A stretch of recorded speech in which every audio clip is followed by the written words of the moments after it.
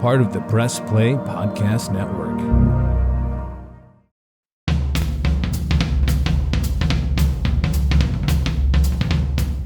Hey everybody, welcome to today's episode of Producing While Asian. This is your host, Don Mike Mendoza, with today's conversation with Julianna Austin. She is currently a rising senior at Carnegie Mellon University in Pittsburgh, but she comes from the Hudson Valley of New York. And she is here to talk about her perspective as a Generation Z individual about the arts industry, entertainment, producing.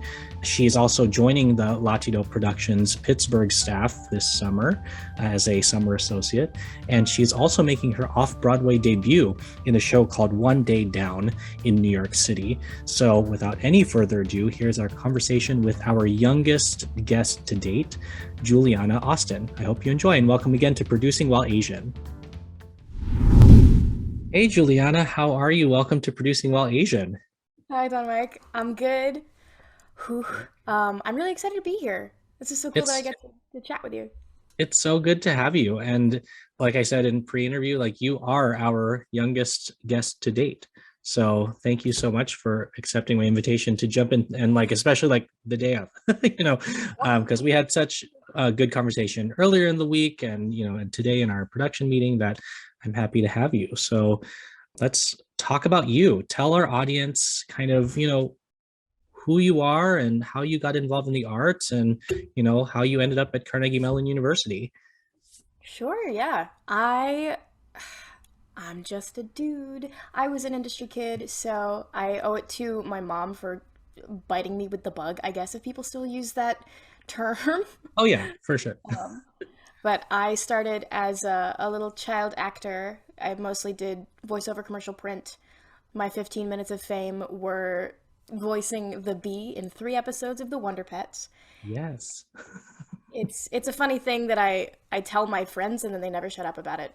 But that's how I started. I got into theater a little bit as I grew up, and when I was in elementary school, I took a break in quotes from doing industry work to actually like have a normal childhood and focus on my studies. And when I really fell in love with theater was late high school, when I realized that there's so much more to acting than like song and dance and being able to like sing and dance pretty. There's actually a crazy emotional depth to it that I had no idea existed as a kid. Yeah, absolutely. It's like you don't realize that, it's like real emotion. It's not like I'm pretend like we are pretending to some extent, but like that it's real emotion. Like it comes from a real place and it's exhausting. So Yeah. But it's beautiful, and I'm still in that love affair with really learning what acting is. And that's how I made it to Carnegie Mellon. That's how I met you. Yeah. And so, for our audience listening, I met Julianna because she got involved with Latido in Pittsburgh with our ONP AANHPI celebration show on May 13th in 2022. And you identify as Filipino American. And we're so excited to have you here. And what I'm most looking forward to in our conversation today is about your perspective as somebody who is learning the craft and also wanting to explore all facets of the industry that we live in, because I think it's safe to say that I'm at least a decade older than you. So like times when I was in college are very different from what they are now, especially in what we're studying. We both, you are studying and I studied musical theater. So we're kind of in that same place, but it's really exciting to hear your perspective as somebody who's actively studying and learning and growing right now. So talk to us about, performing as somebody who's a young person. I hate saying a young person because I'm not that old, but it's, tell us about that experience and how you're exploring that part of your theatrical toolbox at the university. What's fun about Carnegie's curriculum is that we do not perform for the first 2 years. And I think there are other conservatories that do that. The freshman and sophomore year, it's just studying before you get the chance to be on stage. And I'm really glad I had that time off because my perspective on what I want to do as a performer and as a storyteller has changed so deeply. Well, that's great. It's there's a lot to say about when you take a moment to focus on the actual technique of what we do, as opposed to jumping in and performing and taking on, just being in a show, not just to be in a show, but being in a show, because obviously it's what you love to do. But it's really an interesting point to stop and like look deeper and kind of take it apart, so to speak, because I feel like that's what you're doing in your first 2 years, is you're looking at each part of being a performer and being a storyteller and understanding kind of on a micro level all the different parts of what we do, so that when you get to junior year, you are able to put it all together and put it into practice. So I think that's an excellent way. I went to a liberal arts university, American University in DC, and so I am wearing the shirt for everybody that watches this on YouTube.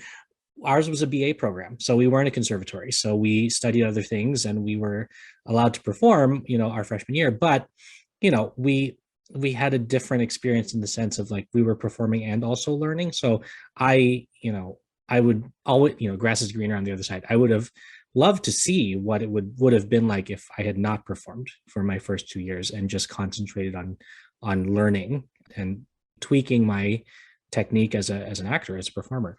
So, all different perspectives, but I feel like either way, we both come out strong on the end of it. How was your first year performing then as a junior, having all of that knowledge and, I mean, for lack of a better word, rehearsal, so to speak, in the craft? How was that? It was really wonderful. I think in those 2 years that I wasn't performing, and honestly, one of the bigger things for me, besides fully immersing in technique and all of that, is the journey that I've had with discovering myself and who I am as a storyteller. So I feel like I'm a very different actor than I was when I was 18 and coming into conservatory for the first time, because I think I started in a place where I very much subscribed to the thought of like a type, and I can do this type really well, and that's going to be what I have to bring to the industry. And maybe that's just, where I came in, but I don't think I'm the only person who thinks that, especially as a teenager. Yeah, absolutely. You see yourself in media and roles that you admire, and you think to yourself, well, I look like that, that's what I'm going to do. Or like, I sound like that, that's what I'm going to perform and sing like, so it's, I'm sure you've gotten a lot of perspective from the outside in those 2 years.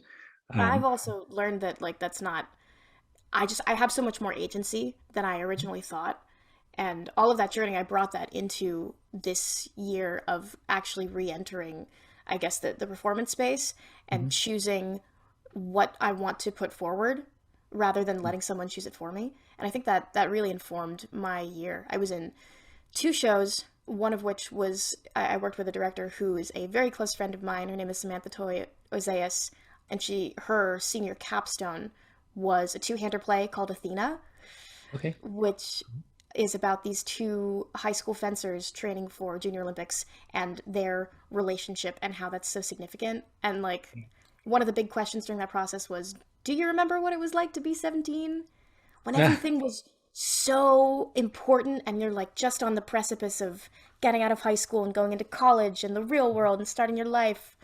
And if I had done that show when I was a freshman in college or when I was 17 or 18, the way that I would have gone about playing this character, I think, would have been with a lot less strength and depth than I would now at 21, because I like to think I know my strengths and weaknesses as an actor, but also as a person.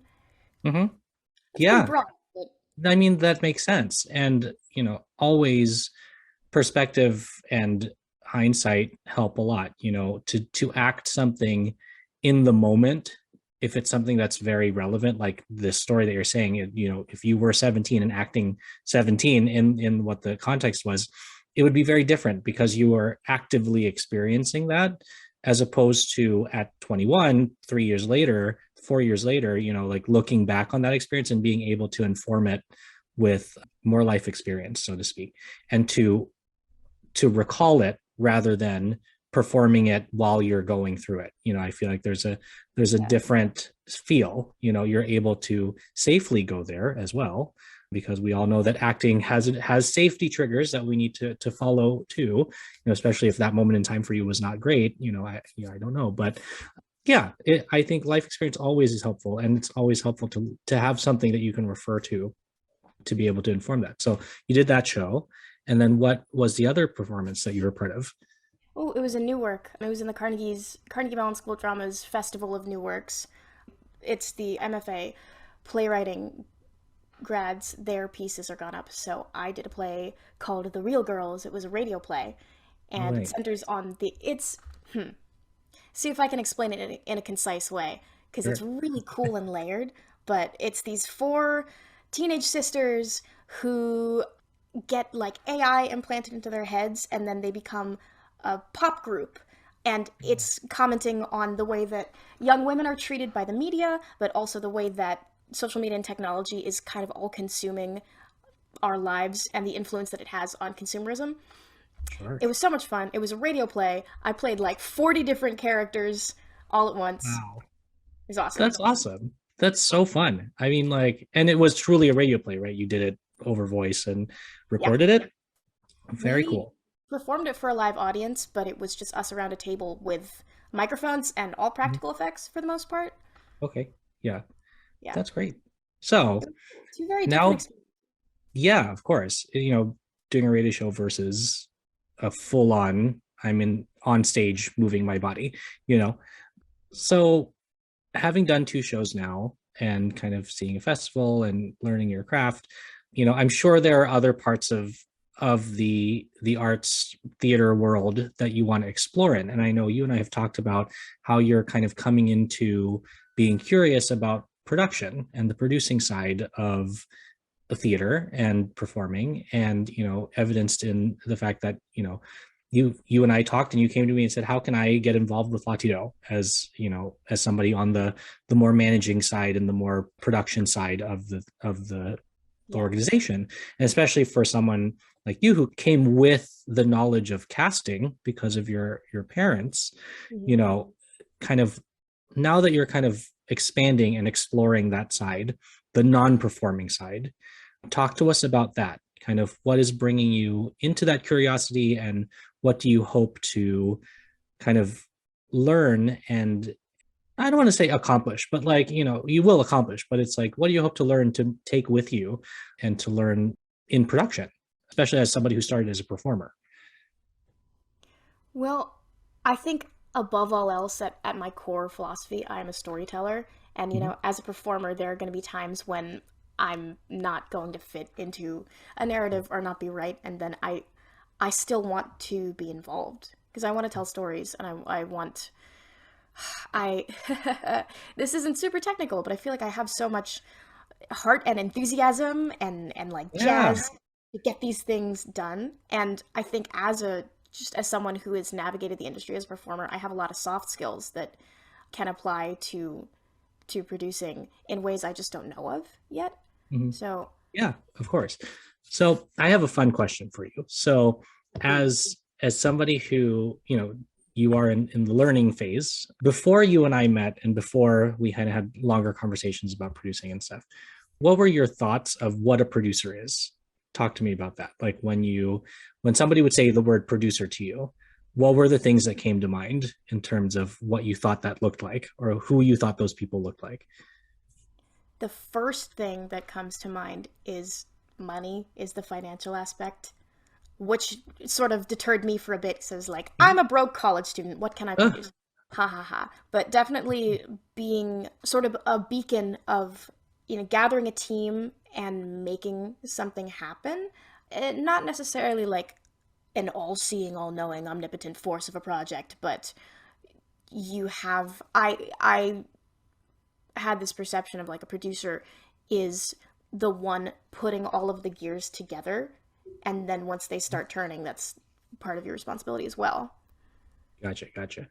Cool. I wanted to know because there's always like wild answers to what people think producers are and who they are. So like Oh yeah. your answer is very normal. Like, there's some people who might say like, oh, it's like these creepy people who like, create these situations where they like earn all the money and then everybody else is poor and stuff like that.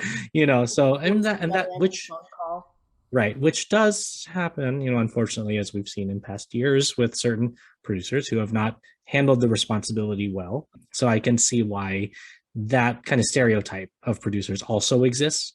I think your answer was like very smart and informed, which I think is awesome. So, Yay. and I'm glad that money didn't deter you from wanting to explore being a producer. But I understand that side because I also had that same, not fear, but like the same kind of doubt of like, well, producing means money. Like producing means you have to be some kind of rich person to call yourself a producer, which is not true. Being a producer in whatever industry it may be in is that you're just really good at organizing and really good at relationships and really good at bringing people together. So it's about organizing, but it's also about being a leader and being somebody that the people that you bring onto your team trust. So on that scale of 1 to producer, then, that we ask all of our guests, now that you're kind of exploring, where do you think you stand on that scale right now? Obviously, that answer will change over time, especially as you go through your career. But today, in 2022, 1 being not at all, producer being producer, where do you stand on that sliding scale of that term? I think I would give myself a 4 or a 5. I think with my relationship with you now being solidified has put me Yeah. closer to a 5, because I think that I really want to. I have a tendency to be harder on myself than a lot of other people will. And that to Sure. say, I think I have a lot of skills already that will be very conducive to me being a good producer. And I just don't know how to put them into action. Sure. But I bet you could scroll back in my past and you, Don Mike, would be able to identify times when I have produced something and I wouldn't have called it that, Of course. Right. Producing is so tricky because there's no definition of that. It's a title that appeared, and where you call yourself a producer because you produce something, so you put something together. But it's a very like morphing kind of word that means different things to different people. So, but yes, you could look back on your early career now and say, oh, that was definitely producing. Mm-hmm. When you thought you were just like doing something with your friends or your classmates or a show you were a part of. Producing also touches on responsibilities that you do for a show. Like there are showrunners, there are line producers, there are all kinds of different responsibilities that fall under that producer title. The difference between an executive producer and an associate producer. Associate producer is somebody who in some cases does everything. They're there to support the executive staff. So I think we also get into a lot of misunderstandings where people forget that there is a corporate structure in the arts and in projects and how things work like that. So I think that's something that I'm still learning 10 years later, because there are new titles that I see every day, but definitely something that you'll come across and adapt to and look into. Hey everyone, this is Mike Voorhees. And I'm Brian Shaw. No, not the pitcher. We're the Guardians of the Land MLB podcast. Formerly known as the Swing and a Tribe. Don't have time to watch 162 games of baseball? We have you covered with recaps, stats, and analysis throughout the MLB season. Subscribe now to Guardians of the Land MLB podcast and Press Play Podcast Network for all your Cleveland sports analysis.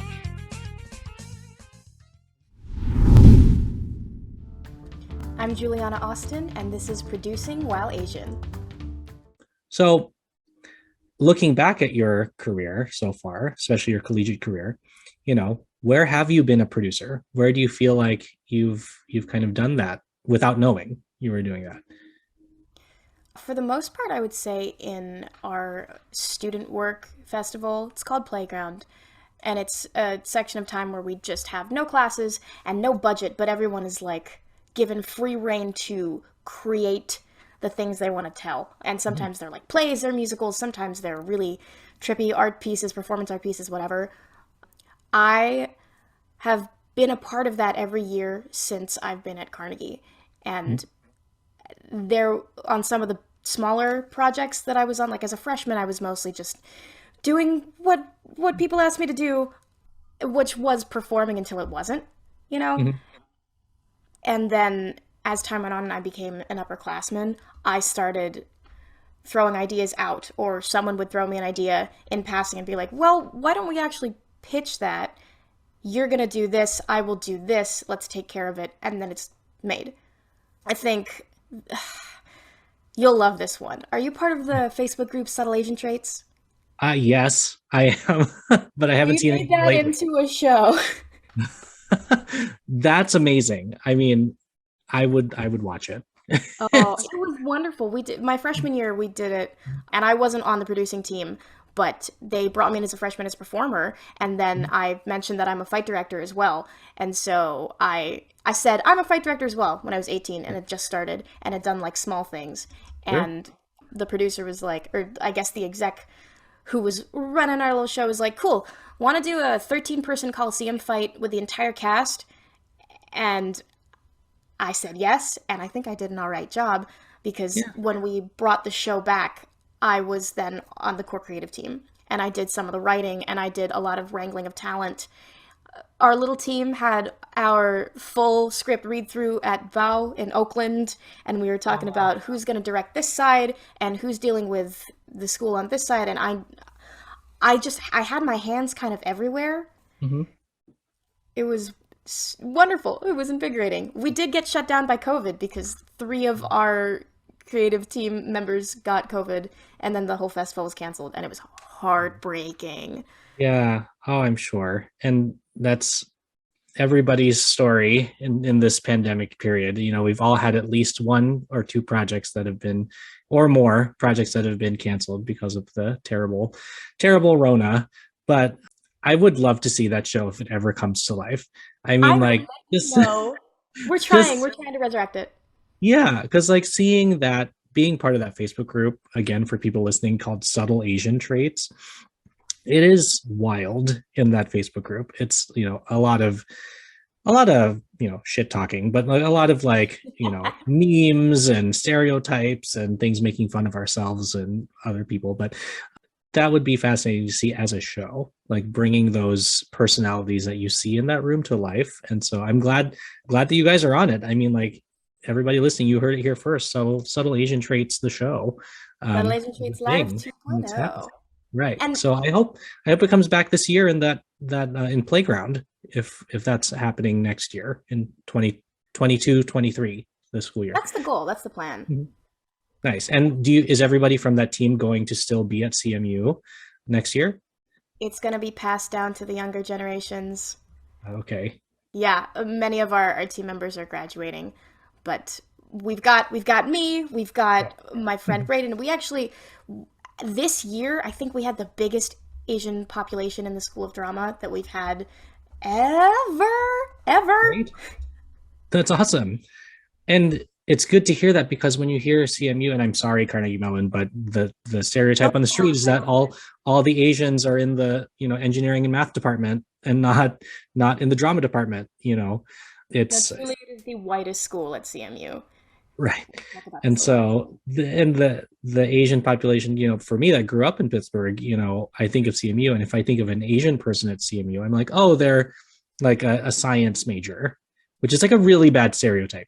But like, you know, that's just what the reputation is on, like, in these streets, is what people are saying about CMU. The term Asian Harvard, you know, comes to mind. That's what CMU is called here. Oh my gosh. You know, so there's that. But to know what you just said, to know that there's a big AAPI population growing in the drama department, that's awesome. You know, good. Like, that's really exciting to hear, because CMU is really good at theater and really good at the arts. And so to know that more people like us are being trained there opens the door for the future. Talk to us about representation and like your views on that, and how, you know, I know you and I had a side conversation about mentors and looking for people that, you know, can help guide you in any part of your career. And for this podcast, the purposes of the podcast, talking about producing, talk to us about how you see representation in the industry right now. Because I know, again, it's very different from when I was looking as a 21-year-old. You know, I know it was hard for me to find any role models. Actually, there were none when I was, or at least none that were accessible to me at that time. So what are you seeing in your experience right now in your student age group? You know, what are you seeing in the industry? I'm definitely seeing a lot more representation than I was even like 5 years ago, with, diversified faces and diversified identities having space in Mhm. in stories and in media.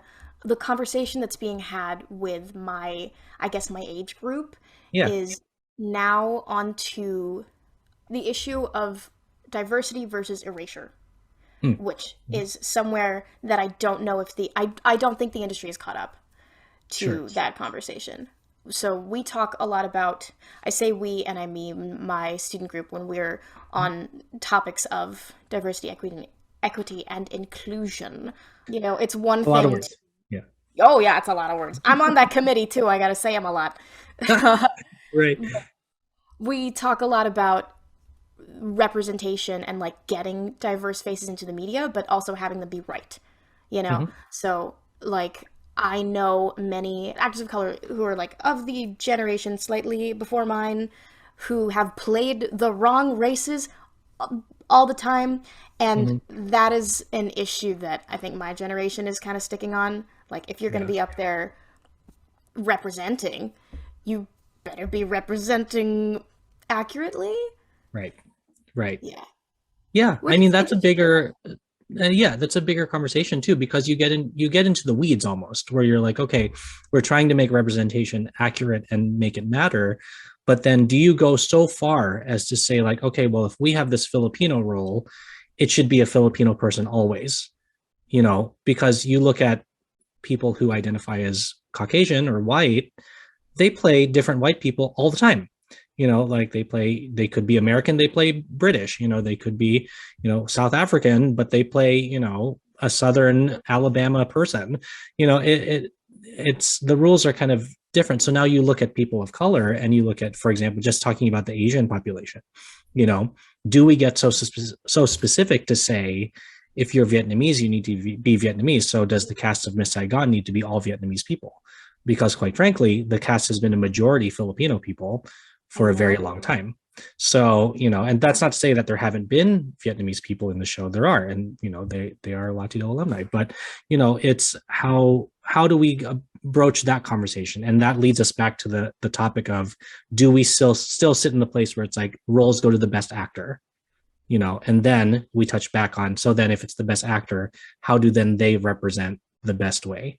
If they're Asian identifying, but they're playing not their ethnicity, so ethnicity and race is also a really tough conversation, because you go into nationality versus ethnicity and all of that. So that's a big conversation that you guys are having. And I think that's excellent. Well, and it's interesting too that this is something that I talk about with my peers Mhm. often, but take that with a grain of salt, is that we are not out into the industry yet. And Right. the Right. industry mentors that at least we're talking to through school are primarily white people. There is a real there is a real change that needs to happen in most higher education institutions, where Yeah. you're diversifying your student population, and then your white faculty is not going to be equipped to teach them the way they need to be taught. That's certainly like that is true of Carnegie Mellon. That's true of every other institution that Oh, yes. exists. American is the same way.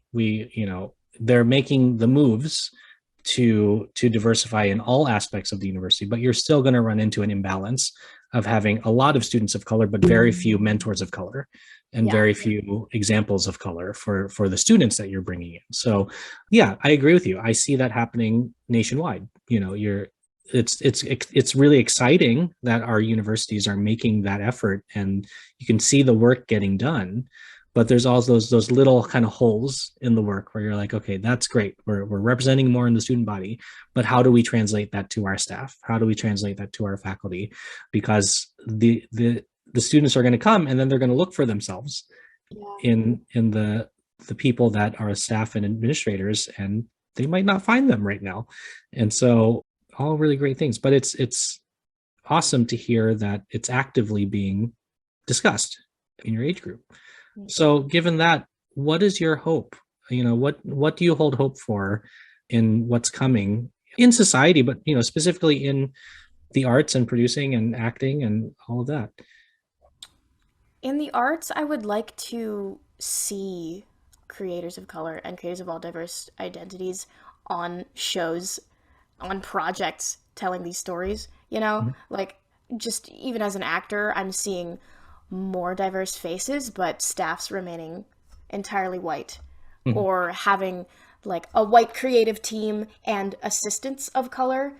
I want to be, and I think I am part of this wave of change that, you know, as power shifts to be more equitable, because I think that's the way that stories are going to be told more authentically and with more respect. Yeah, And I absolutely. think it's coming. It's just, you know, change happens slowly, and that's such a difficult thing for me to, and for people of my age group to understand, because I've been on this earth for not very long. Yeah. Is change happens more slowly than I want it to, you know? Yeah, absolutely. And I feel the same way. You know, but it's encouraging to see, you know, now that I'm in my 30s, you know, knowing that conversations are being had by 20 somethings that we didn't have as 20 somethings. And it's the stuff that you know, yeah, you can say fought for, but stuff that we kind of encouraged our industry to start looking at. But seeing it come into practice with these discussions actively being had. So you're right, change and progress comes slowly, but it's happening. You know, it's exciting that it's here, and who knows 10 years from now what it'll look like. And you know, I think as long as it's being discussed and action items are being created, and with regards to producing, that, you know, producers are, you know, following or practicing what they preach, right? And having that idea of like, okay, well, we can say we're going to produce stories about people of color, but it only means something if it actually happens. You know, like seeing Netflix, for example, Never Have I Ever, you know, like seeing like stories like that is really exciting. We just had Eddie Tan on this podcast last week, and he, you know, talked about his experience as someone who's Vietnamese American, who's excited to be on a show where he just gets to be a normal Vietnamese American person. Like, you know, it's not about magic, it's not about superheroes, it's just about a person who goes to school, you know.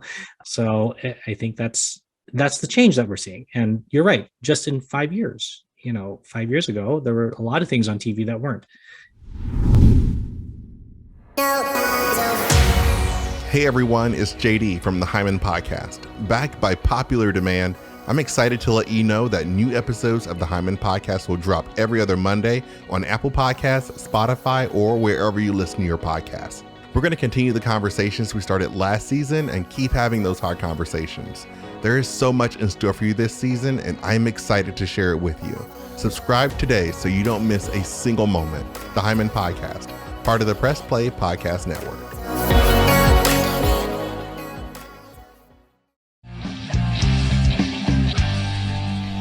We are excited to announce that we are joining the Press Play Podcast Network. The Krypton Report podcast is dedicated to all things Superman, Supergirl, and the planet Krypton. We discuss movies, TV, game, comics, and all things DC. So join me, Tyler, with my co-host James and Jania. So join us as we explore DC's multiverse. Look for Krypton Report on all social media platforms. I'm Julianna Austin, and this is Producing While Asian. So you're going to be a senior in the fall, right? Yes. Oh man, exciting Oh, times. man. And you're also making your off-Broadway debut this summer. Yeah. Like, that's so exciting. Like, first, well, before I get into the question I was going to ask you, tell us about that. Tell us how you got involved with that production, and what is it? Ooh, okay. There is an off-Broadway festival called the NYC Festival, Festival of Woman-Identifying Playwrights and Directors and New Work. And my, again, darling friend, Samantha Toya Zayas, she's a playwright, she's a director-playwright, and one of her original pieces is part of the festival. And I am going to be it's a rewrite of the first play she ever wrote back in 2017. It's an adaptation of that. And it's so good. It's so good. It follows a high school mock trial team a few days before nationals, where they're doing their final practice case, and it happens to be off-puttingly graphic and violent. And TW, it's a sexual assault case, and it is the discourse that comes from this group of teenagers having to debate both sides of a sexual assault court case. And it has to deal with the stigma of speaking up that assault victims often face.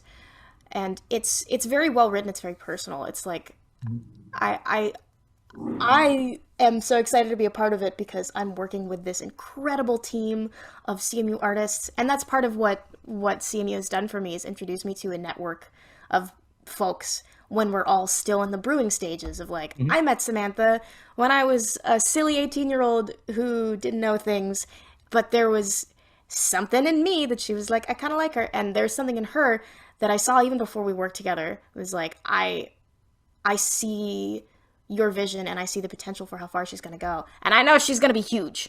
I know she's going to be huge. That's she's awesome. Brilliant. But it's like, it's instead of just like networking, I think the true connections come from knowing each other as people.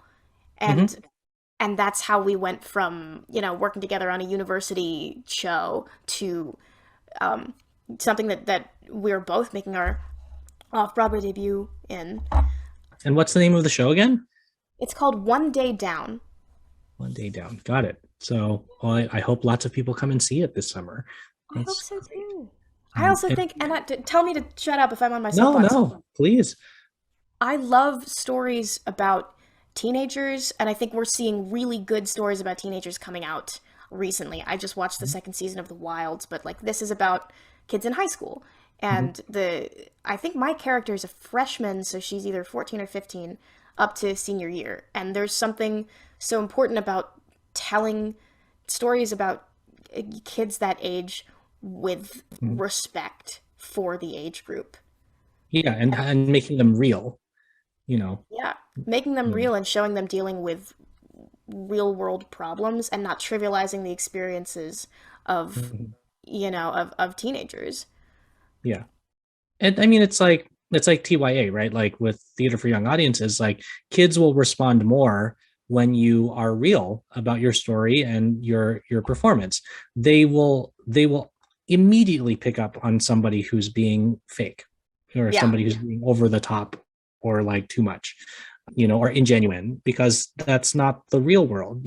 Outside of that performance space, they deal with real interactions with people and how we are in normal life. So, I would hope that it was even more so for stories about teenagers, because teenagers aren't dumb. Like they know what's happening in their lives and what affects them. And I agree with you. It's nice to see smarter, more genuine storytelling about the teenage age group, especially in a world where there's so much access for them. Like they can see and hear and spend time absorbing on so many levels. It's not like, oh, go get a book or, oh, go to a movie. It's like, it's in your pocket on your phone, like you can access information and be influenced 24 hours a day.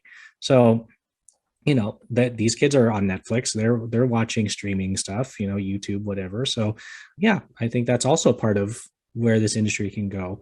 That also touches on representation. So like imagine AAPI, AANHPI teenagers that are looking and watching and observing, they too pick up on stuff that's like false to them, because it's kind of, you see yourself in the media and it informs things in your life too. I think, we can even have a whole conversation about mental health and how portrayals in the media decided upon by producers who might not be of color, who might not match that ethnicity or that demographic, how their choices affect people's mental health and mental well-being.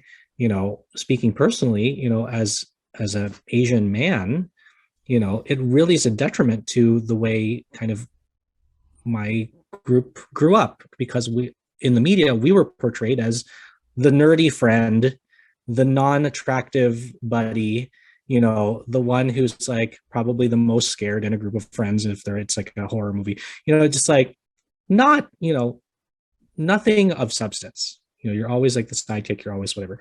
And so that translates into your real life where you think to yourself like, oh, well, if that's all I'm worth, then, that's all the world sees me as. So like, I'm not going to pursue certain things because that's what I feel I am, because that's what's being reflected back to me, especially with teenagers who absorb so much. Yeah. So how do you feel about that? And talk to me about intersectionality as well, being Filipino, being a woman, being part of the LGBTQ plus community, like, all of those things. I used to see that in the media as like separate things. They were never like together.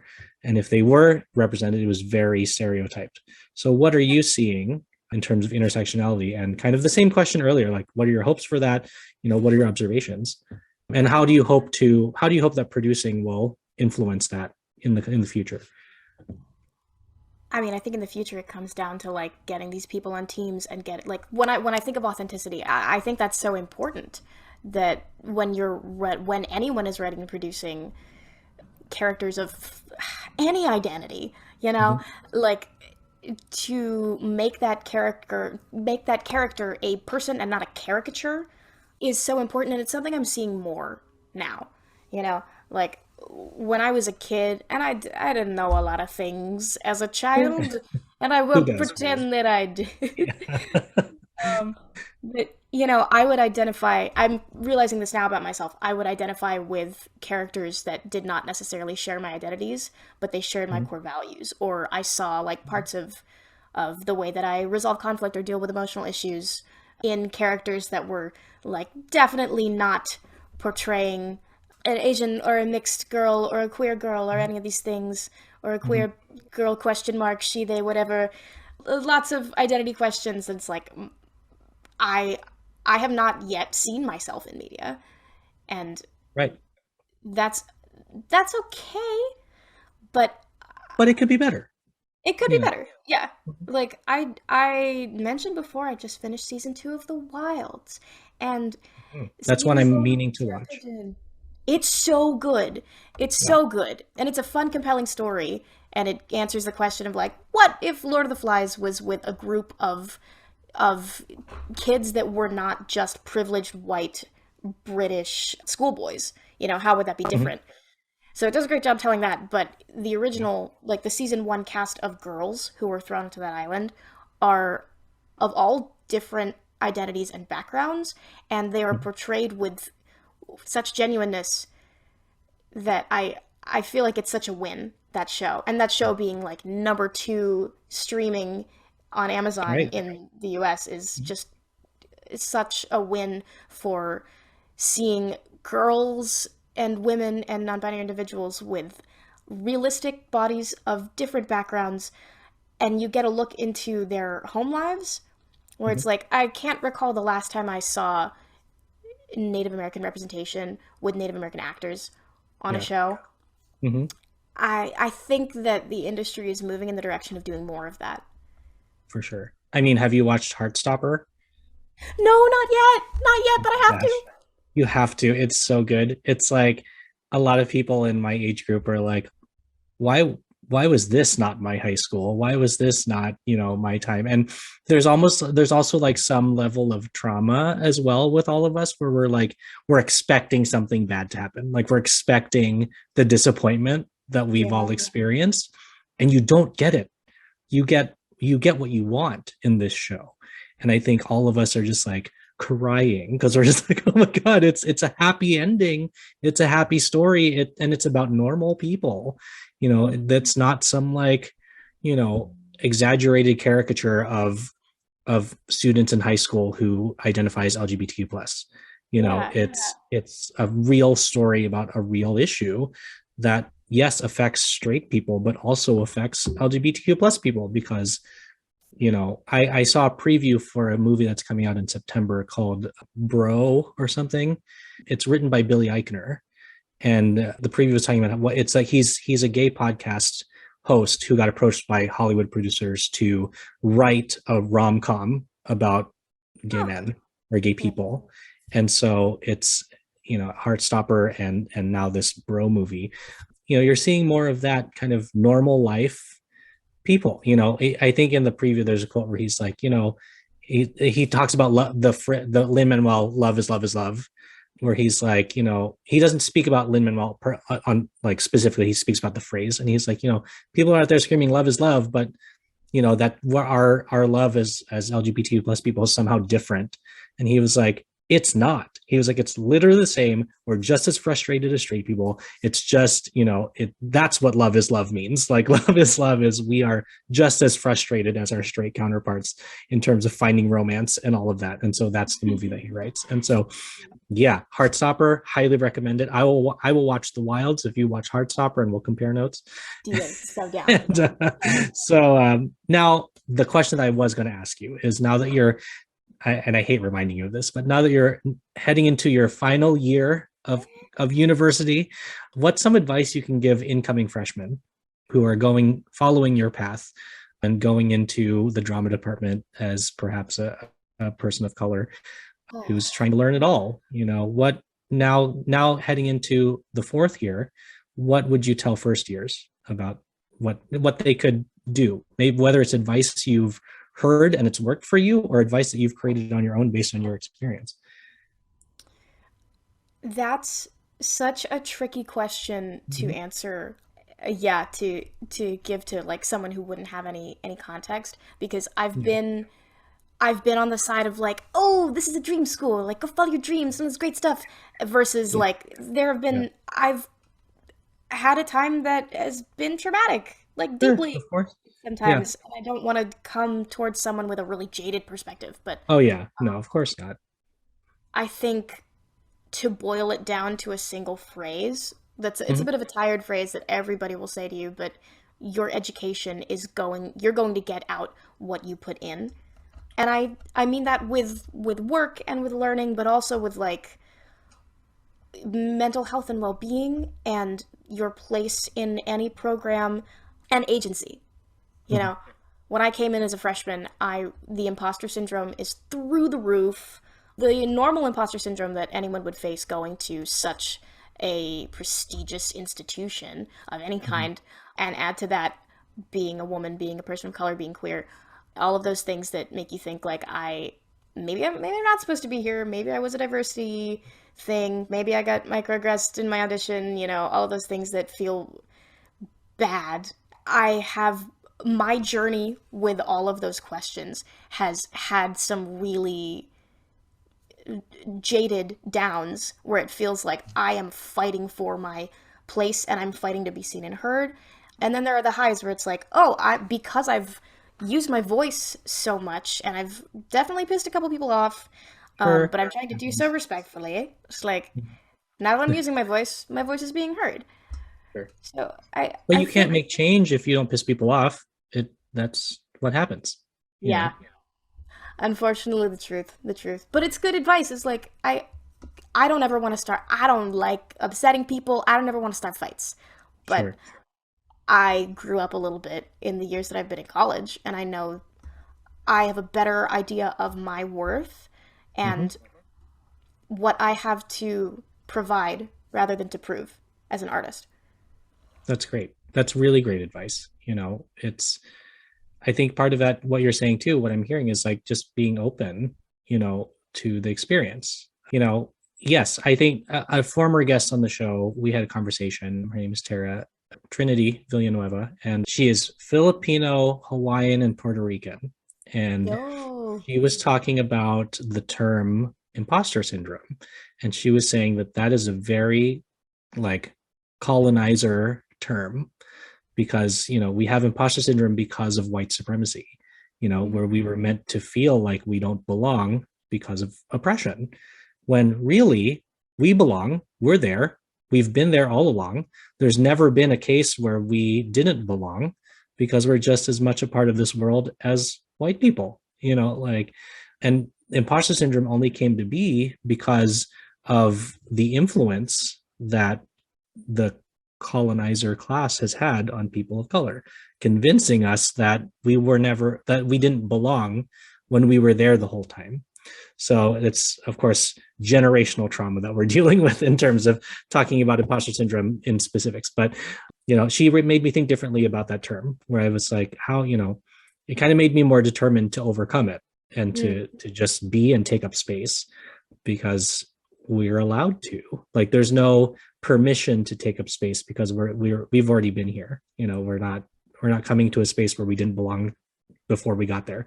We belong there. And so, I don't know what the alternative phrase is. I don't know what we're going to call it, but with imposter syndrome, like she really flipped my thinking on that. So, just fun perspectives to think about. So I am so glad that we got a chance to talk today, and that I could hear your story and your opinions and your ideas about things. And,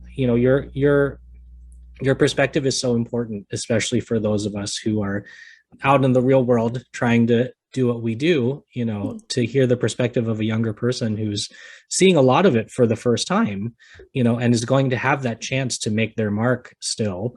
Not that all of us have already made our mark and we're done, but like, I'm saying it's nice to hear somebody who's part of the up and coming group of people that are going to change the world and change our industry.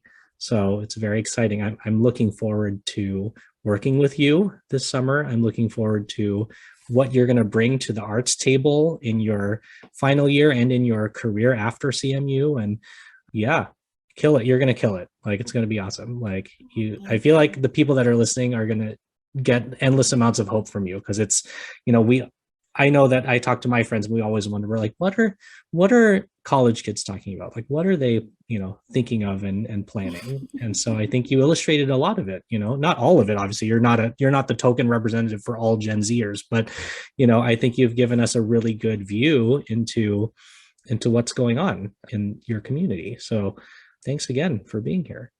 Thanks for inviting me on. This was wonderful. And I'm so excited to... I'm so excited to work with you and to just, I don't know, you have so much perspective, and also getting to work under you as a Filipino person is like so affirming and so needed for me and for a lot of young artists. Thank you. I appreciate that. And, me and Alex Manalo are so pumped to have you on board, and, to have our trio of Filipino people working on Latido in Pittsburgh. It's going to be great. And, you're welcome back on this podcast anytime. If there are topics that come to mind that you're like, I want to talk about that on Producing While Asian, just, you know where to find me. You're now part of our awesome past list of guests who've been on this show. So before we go, where can people find you? If they want to work with you, if they want to contact you, where can they find Julianna Austin? Currently based in Pittsburgh and New York, but you can find me all over the internet. My website is juliannaaustin.com, which is, I have 2 N's in my name, and it's Austin like the city.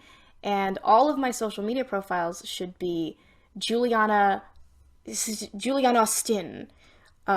So like my Instagram, which I follow you on, it's Julianna, and then the A carries over into Austin. Nice. It's silly. But yeah, but that's good though.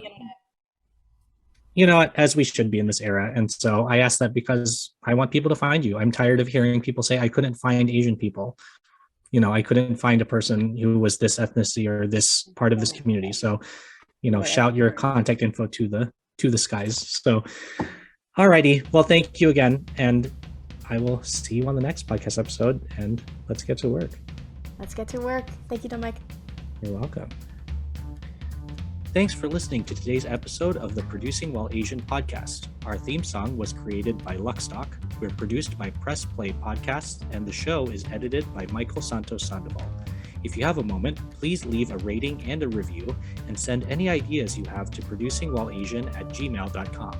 To follow us, stay updated, or to read our blog, visit www.producingwhileasian.com.